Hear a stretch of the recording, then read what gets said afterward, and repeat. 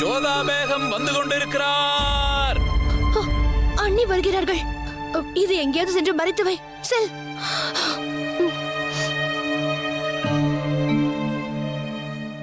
அண்ணி. சலாம் அண்ணி. வணக்கம். எப்படி இருக்கிறாய் பக்ஷி பானு? உன்னைத்தான் சந்திக்க வேண்டும் என்று நினைத்தேன். மோதிபாய் என்னிடம் கூறினாள். விஷத்தை அருந்திய பிறகு நான் மரணத்தின் பிடியில் சிக்கிக் கொண்டேன். அப்போது நீ எனக்காக பிரார்த்தனை செய்தாயாமே. நீங்கள் எனது அண்ணி, அதனால் இது என்னுடைய கடமை. வாருங்கள், அமருங்கள். இவ்வளவு நடந்த பிறகும் நீங்கள் என்னை மன்னித்து விட்டீர்கள். என்னுடன் பிறந்த அண்ணனே என்னை பார்க்க மறுக்கிறார். ஆனால் தாங்கள் அவ்வாறு இல்லை. தங்களை போன்ற ஒரு சிறந்த பெண்மணியை நான் இதுவரை பார்த்ததில்லை. ஆனால் அண்ணி, தாங்கள் இங்கு வந்திருக்க கூடாது. அண்ணன் என் மீது கோபமாக இருக்கிறார். தாங்கள் இங்கு வருவது அவருக்கு பிடிக்காது. ஏனென்றால் நான் முகலாய ராஜ்யத்தின் குற்றவாளி. இல்லை பக்ஷி பானு, நீ செய்ததை கூர்ந்து பார்த்தால் உன் கணவன் மீது நீ வைத்திருக்கும் அன்புதான் தெரிகிறது. அதே போல் நீ நம் குடும்பத்தின் உறுப்பினராக இருந்தாய். இப்பொழுதும் அப்படித்தான். இது தங்களுடைய பெரிய மனது. சரி, சீக்கிரியில் சலீம் ஷேக் பாபா ஆசீர்வதித்து கொடுத்த தாயத்து என்னிடம் உள்ளது. உன் கையை காட்டு.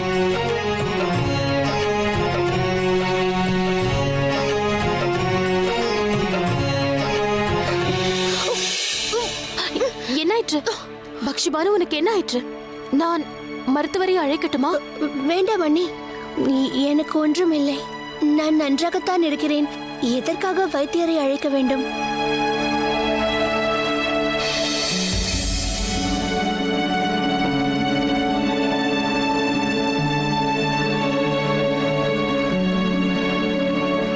பக்ஷி பானு, நீ என்னிடம் எதுவும் மறைக்கவில்லை என்று நினைக்கிறேன். எதுவாக இருந்தாலும் கூறு. என்ன விஷயம்?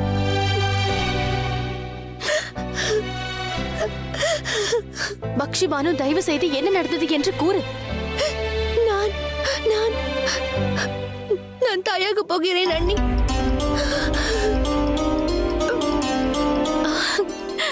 பக்ஷி பானு, இது உண்மையிலேயே மகிழ்ச்சியான விஷயம். இதை நினைத்து உன் முகத்தில் மகிழ்ச்சி பொங்க வேண்டும். இவ்வாறு அழக்கூடாது. உடனே சென்று இதை அனைவரிடமும் கூறுகிறேன். வேண்டாம் வேண்டாம் அண்ணி, இது யாரிடமும் கூற வேண்டாம். இதை கேள்விப்பட்டால் அண்ணன் மகிழ்ச்சி அடைய மாட்டார், பெரும் கோபப்படுவார். என் கணவர் ஷெரீஃபுதீன் அவருக்கு குற்றவாளி. அண்ணே, யாரிடமும் கூற மாட்டேன் என்று எனக்கு சத்தியம் செய்து கொடுங்கள்.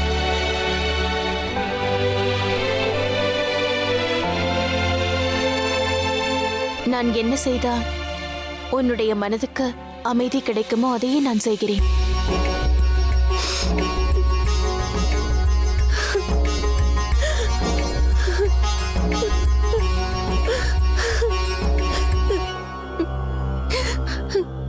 என்னால் எப்படி மகிழ்ச்சியாக இருக்க முடியும் அண்ணி? நான் எந்த குழந்தைக்கு தாயாக போகிறேன் என்றால் அந்த குழந்தையின் தந்தை இந்த ராஜ்யத்தின் குற்றவாளி. அவரை துரோகி என்பார்கள். அவர் சிறைச்சாலையில் இருக்கிறார். பக்ஷி பானு, உனக்கு நான் வாக்களிக்கிறேன். ஷெரீஃபுதீனை விடுவிப்பதற்காக நான் முடிந்த முயற்சிகளை செய்கிறேன். அண்ணன் என்னை என்றும் மன்னிக்க மாட்டார் அண்ணி, எப்பொழுதுமே.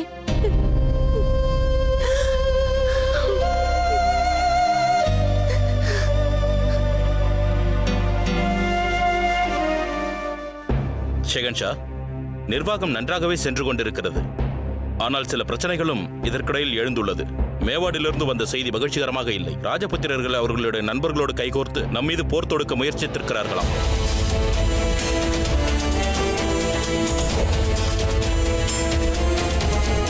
அட்காவர்களை உடனடியாக தகுதியானவர்களிடம் மேவாடை ஒப்படையுங்கள்.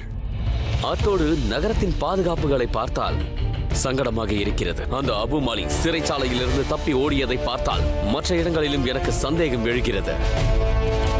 ஷெரீஃபுதீனையும் ரோத்தாஸ் கோட்டையில் இருக்கும் சிறைச்சாலைக்கு மாற்றிவிடுங்கள். உத்தரவு ஹுசூர். சிறைச்சாலையில் மட்டுமல்ல, இன்னும் சில இடங்களிலும் குழப்பம் நேர்ந்துள்ளதாம். நம் ராஜ்யத்தின் வியாபாரத்திலும் ஊழல் நடக்கிறதாம்.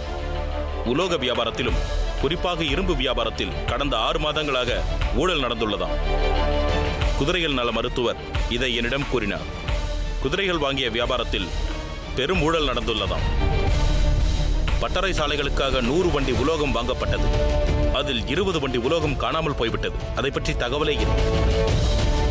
அக்கா அவர்களே, ஊழல் செய்தவர்கள் யாராக இருந்தாலும் உடனடியாக என் முன் கொண்டு வந்து நிறுத்துங்கள். இன்றிலிருந்து ஏற்றுமதி மற்றும் இறக்குமதி பொறுப்புகளை நான் உங்களிடம் ஒப்படைக்கின்றேன். எந்த பொருளை இறக்குமதியோ ஏற்றுமதியோ செய்தால் அதன் கணக்கு சரியாக இருக்க வேண்டும். இல்லை என்றால் ஊழல் செய்தார்கள் என்று அர்த்தம். அது நாட்டில் புரட்சிக்கு சமமாகும். அதை நான் என்றும் எப்போதும் ஏற்றுக்கொள்ள மாட்டேன். அது ஒரு கரையான் போல் நம்மை கரைத்துவிடும். ஆகட்டும் முசூர். அந்த பாஸ் பகதூரை பற்றி தங்களுடைய முடிவு என்ன?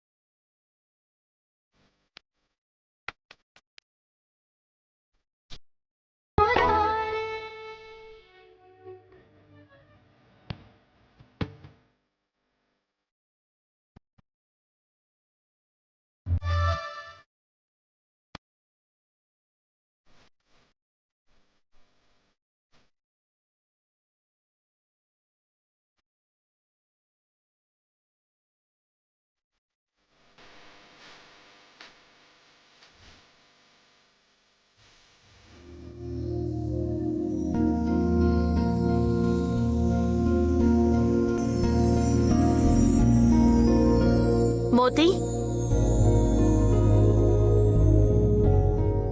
பிரசாதத்தை அனைவருக்கும் கொடு.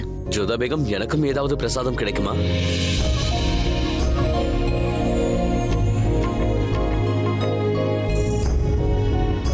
ஷேன்ஷா, நீங்கள் இங்கு? மோதி ஏன் என்னிடம் கூறவில்லை? நான் வந்தது அவருக்கே தெரியாதே, பிறகு எப்படி கூறுவார்? கூறுங்கள், நீங்கள் இங்கே ஏன் வந்தீர்கள்? நான் வேலை செய்து கொண்டிருந்த போது உங்களது கானம் எனக்கு கேட்டது. அதான் வந்து விட்டேன். நான் வந்தது உங்களுக்கு பிடிக்கவில்லை என்றால் கூறுங்கள், நான் சென்று விடுகிறேன். இருங்கள் ஷேன்ஷா.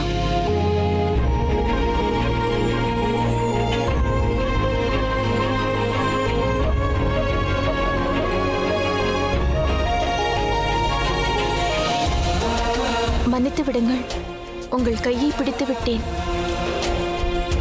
நீங்கள் என் கையை பிடித்ததற்காக நான் வருத்தப்படவில்லை.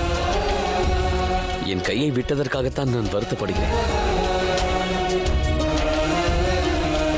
அமருங்கள்.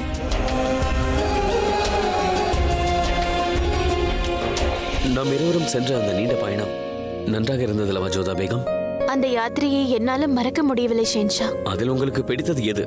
பயணமா இல்லை என்னோடு இருந்ததா?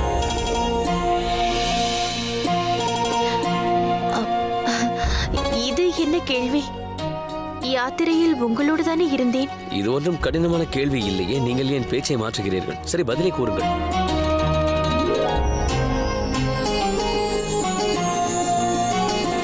மோதி, என் கேள்விக்கு அவர் பதில் அல்ல. நீங்கள் அமைதியாக இருங்கள். மோதி, சென்று சூடான நீரை எடுத்து வா. இப்போது என்ன செய்ய போகிறீர்கள்?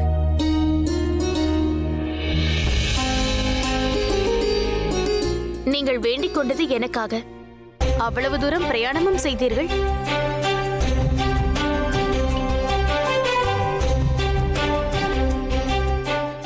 நீங்கள் எனக்காக அவ்வளவு செய்யும் பொழுது நான் தங்களுக்காக உங்கள் காலில் உள்ள வேதனையை போக்கலாம் அல்லவா?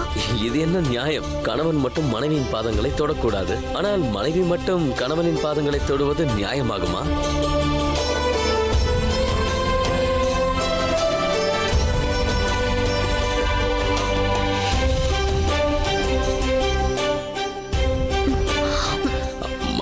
பேசாதீர்கள் ஜோதா பேகம், எனக்கு கூசுகின்றது. ஷெஹன்ஷா, ஒரு விஷயம் கூறட்டுமா? எனக்கு ஒரு தோழி இருக்கிறாள். பாவம், தன் கணவனை பிரிந்திருக்கிறாள். சுற்றி வளைக்காமல் நேரடியாகவே தாங்கள் கூறலாமே. ஏன் அவ்வாறு கேட்கிறீர்கள்? இப்போதுதான் உங்களை புரிந்து கொள்ள ஆரம்பித்திருக்கிறேன். உங்கள் முகத்தை பார்த்தால் மகிழ்ச்சியாக இருப்பது போல் தெரிகிறது, ஆனால் விஷயத்தை கூற மறுக்கிறீர்கள். குழப்பம் அடையாமல் மனதில் உள்ளதை தெளிவாக கூறுங்கள். நீங்கள் கூறியது முற்றிலும் உண்மை. ஷெஹன்ஷா, உங்களிடம் நான் ஒன்று கேட்டால் கோபித்துக் கொள்ள மாட்டீர்களே? நிச்சயமாக ஜோதா பேகம், நீங்கள் என்ன கேட்டாலும் தருகிறேன். தயங்காமல் கேளுங்கள். ஆனால் உண்மை என்னவென்றால் நீங்கள் கோபப்படுவீர்கள். நீங்கள் என்னிடம் கேட்டால் தானே எனக்கு தெரியும் எனக்கு கோபம் வருமா வராதா என்று. கூறுங்கள். அது, நான் பக்ஷிபானுவை சந்திக்க சென்றேன்.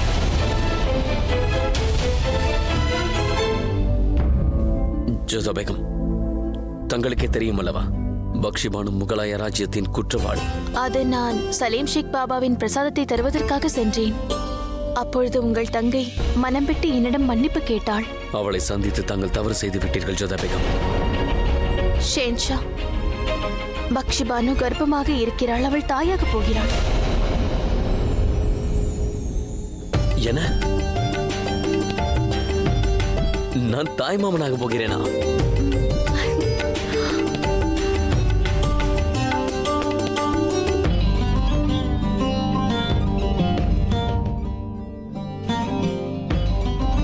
தாங்கள் ஷெரீஃபுதனையும் பக்ஷிபானுவையும் மன்னித்து இருவரையும் ஒன்றாக சேர்த்து வையுங்கள். ஜோதா பேகம், ஷெரீஃபுதீனும் பக்ஷிபானுவும் செய்த குற்றம் மன்னிக்க முடியாத குற்றமாகும். ஆனால் பக்ஷிபானு உங்கள் தங்கை. இனி நாம் இதை பற்றி எதுவும் பேச தேவையில்லை.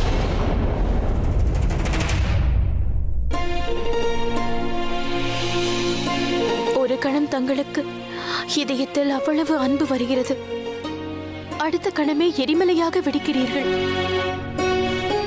ஏன் ஷெஹன்ஷா, ஏன்? ஜோதா பேகம் போன்ற ராஜபுத்திரி இவ்வாறு நன்றியை மறப்பார் என்று நான் கனவிலும் நினைத்து பார்க்கவில்லை. ஜோதா பேகம், உங்களை நான் முழுமையாக நம்பியிருந்தேன். நீங்களும் என்னை ஏமாற்றி விட்டீர்கள். உசூர், இவ்வளவு நாட்கள் எங்கே சென்றிருந்தார்? என்ன செய்தி கூறு. மன்னிக்க வேண்டும் உசூர். சிறையிலிருந்து அபுமாலி தப்பித்ததிலிருந்து பாதுகாப்பு அதிகரித்து விட்டது. எனவேதான் வருவதற்கு தாமதமாகிவிட்டது. இப்போது ஒரு கெட்ட செய்தி உசூர். கெட்ட செய்தியா? ஆம், சிறையில் இருக்கும் அனைத்து கைதிகளையும், அதாவது உங்களையும் சேர்த்து ரோத்தாசிங் கோட்டைக்கு மாற்றப் போகிறார்கள். ஏனென்றால் மீண்டும் ஒரு சம்பவம் அப்படி நடக்கக்கூடாது என்று. அவ்வாறு நடக்கக்கூடாது. ஒருவேளை ரோத்தா சிங் கோட்டையில் அடைத்து விட்டால் பிறகு அங்கிருந்து தப்பிப்பது இயலாமல் போய்விடும். ஜோதா பேகம், நீங்கள் செய்தது சிறிதும் சரியல்ல. ஒரு நல்ல செய்தியும் இருக்கின்றது உசூர். அச்செய்தியை நான் தங்களுக்கு முன்பே கூறியிருக்க வேண்டும். கேட்டிருந்தால் மிகவும் மகிழ்ந்திருப்பீர்கள். அந்த செய்தி என்ன என்பதை தாமதிக்காமல் விரைவாக கூறு. என்ன அந்த நல்ல செய்தி? பேகம், பக்ஷிபானுவுக்கு என்ன வாயிற்று? உசூர், அவர் தாயாக போகிறார்.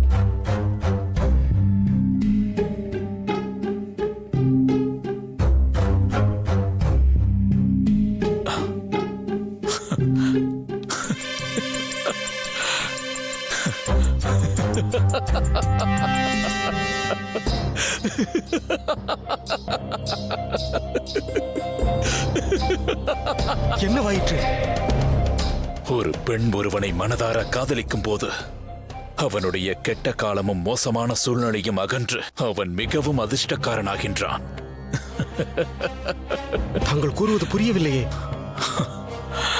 அதற்கு அவசியமில்லை. நீ இதுவரை கூறியதில் இதுதான் நல்ல செய்தி. நான் மிக விரைவில் இங்கிருந்து வெளியில் வரப்போகின்றேன். வெளியிலா? ஆனால் உசூர், எவ்வாறு? குல்ஃபாம், இந்த உலகம் முட்டாள்களால் நிரப்பப்பட்டுள்ளது. அவர்கள் மூளையால் அல்ல, இதயத்தால் முடிவெடுப்பார்கள். நீ பார்த்துக் கொண்டே இரு. நான் விரைவில் இங்கிருந்து வெளியேறி விடுவேன். அதன் பிறகு உனக்கு நான் உன்னுடைய இனாமை தரப்போகின்றேன். நன்றி பக்ஷிபானு, மிக்க நன்றி. ஆதார் மகாராணி அவர்களே, ஜோதா பேகம் தங்களை சந்திக்க வேண்டுமாம். ஜோதா பேகமா? இந்த நேரத்துல? சரி, வர சொல்லுங்கள்.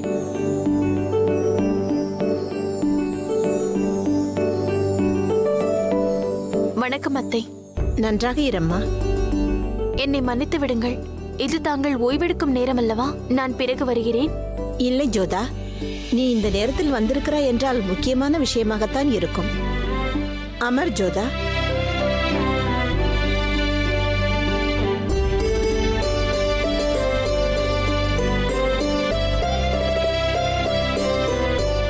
அத்தை அவர்களே, தங்களிடம் எப்படி கோருவது என்று எனக்கு புரியவில்லை. ஒரு தாயிடம் ஒரு மகள் எவ்வாறு கூறுவாளோ அவ்வாறு கூறலாம். உண்மையிலேயே இது உங்கள் மகளை பற்றிதான், பக்ஷிபானுவை பற்றி. என்ன செய்தால் பக்ஷிபானு? மறுபடியும் ஏதாவது தவறு? இல்லை அத்தை, நான் சலீம் ஷேக் பாபாவிடமிருந்து தாயத்து வாங்கி வந்தேன். அதை கொடுப்பதற்காக அங்கு சென்றேன். அப்பொழுது எனக்கு என்ன தெரிய வந்தது என்றால், பக்ஷிபானு தாயாக போகிறாள்.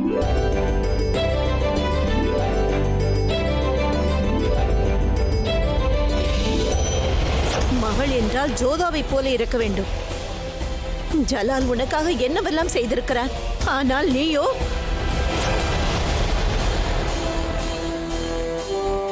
இதற்கு மகிழ்ச்சி அடைவதா என்று எனக்கு புரியவில்லை ஜோதா. நான் பாட்டியாவதற்கு மகிழ்ச்சி அடைவதா, இல்லை அந்த குழந்தையின் தந்தை இப்பொழுது இங்கு இல்லையே என்று நினைத்து வருந்துவதா? ஆனால் ஜோதா, நீ அங்கு சென்றிருக்க கூடாது. ஒரு குற்றவாளியை சந்திப்பது முகலாய சாம்ராஜ்யத்திற்கு எதிரானது. இது ஜலாலுக்கு தெரிந்துவிட்டால்? அவருக்கு தெரியும். நானே அவரிடம் அனைத்தையும் கூறிவிட்டேன் அத்தை. அதோடு இந்த நேரத்தில் ஷெரீஃபுதீன் பக்ஷிபானுவின் அருகில் இருப்பது முக்கியம் என்று கூறிவிட்டேன். இதற்காக அவரிடம் நான் விண்ணப்பிக்கவும் செய்தேன். ஆனால் அவர் இதை ஏற்றுக்கொள்ளவில்லை. அத்தை, நீங்கள்தான் ஏதாவது செய்ய வேண்டும்.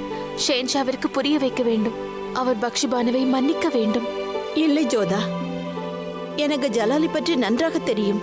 என் மகள் பக்ஷிபானு தாயாக போவது ஒரு நல்ல செய்திதான். ஆனால் ஜலாலு எந்த ஒரு செய்திக்காக தன்னுடைய நிலையை மாற்றிக்கொள்பவன் அல்ல.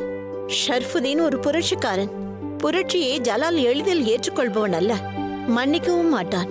எனக்கு சதி செய்ததற்காகத்தானே குற்றம் சுமத்தப்பட்டார்கள். நானே அவர்களை மன்னித்து விட்டேன். பிறகு அவர் ஷெஹன்ஷாவுடைய தங்கை தானே. அதோடு இப்பொழுது கர்ப்பமாக இருக்கிறார். இந்த சமயத்தில் குடும்பத்தில் உள்ளவர்களின் அன்பும் பாசமும் அவளுக்கு மிகவும் அவசியம். இது மிகவும் கடினம் ஜோதா. நம்மவர்கள் என்று கருதப்படுபவர்கள் நம்மவர்களுக்கு எதிராக சதி செய்வது என்பது நம்பிக்கை துரோகம் என்று அவன் கருதுவான். ஷர்ஃபுதீன் நிர்பந்தத்தின் காரணமாக பக்ஷிபானு உனக்கு எதிராக செயல்பட்டிருக்கலாம். பக்ஷி உனக்கு மருந்தை அளித்து உனக்கு அவப்பெயரை ஏற்படுத்தினாள். ஆனால் நீயோ அதையெல்லாம் மறந்து அவளுக்கு நல்லது செய்ய நினைக்கிறாய். ஷர்ஃபுதீனும் பக்ஷிபானுவும் உனக்கு செய்த துரோகம் இருக்கிறதே.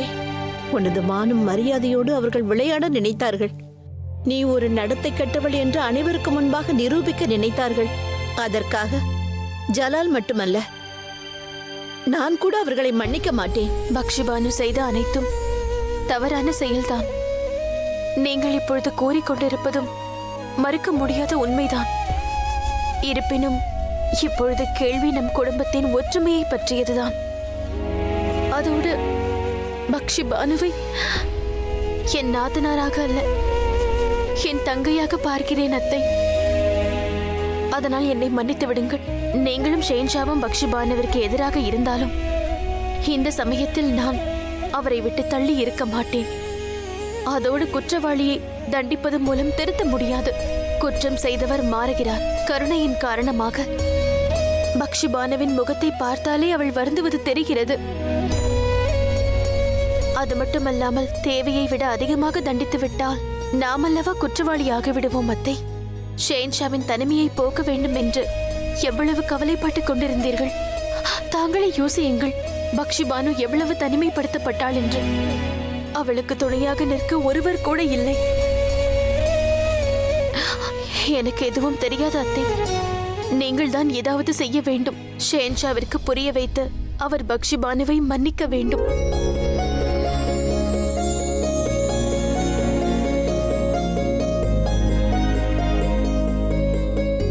யாக்குதா, நான் தங்களை நோக்கி துவா செய்ததின் காரணமாக இந்த ஜோதா எனக்கு கிடைத்திருக்கிறாள். அம்மா ஜோதா, நீ மிகவும் புனிதமானவள் அம்மா. உன்னுடைய எண்ணங்களும் மிகவும் புனிதமானவை. உன்னை போன்று அனைவரின் இதயமும் தூய்மையாக இருந்தால் நன்றாக இருக்கும். என்ன விஷயம் தாயே, என்னவாயிற்று? அனைவரும் ஒன்றாக வந்திருக்கிறீர்கள். நான் ஏதாவது தவறு செய்து விட்டேனா? நீங்கள் ஒரு பார்வை பார்த்தால் போதும், நான் அனைத்தையும் திருத்திக் கொள்கிறேன். எந்த தவறும் செய்ய மாட்டேன். கூறுங்கள். எங்களுடைய அனைவரின் தேவைகளையும் நீ இன்று வரை நிறைவேற்றிக் கொண்டுதான் வருகிறாய். ஆனால் இப்பொழுது எதற்காக வந்திருக்கிறேன் என்றால், பட்சிபானுவுக்கு நீ இரக்கம் காட்ட வேண்டும் என்றுதான் நான் கேட்டுக்கொள்ள வந்தேன்.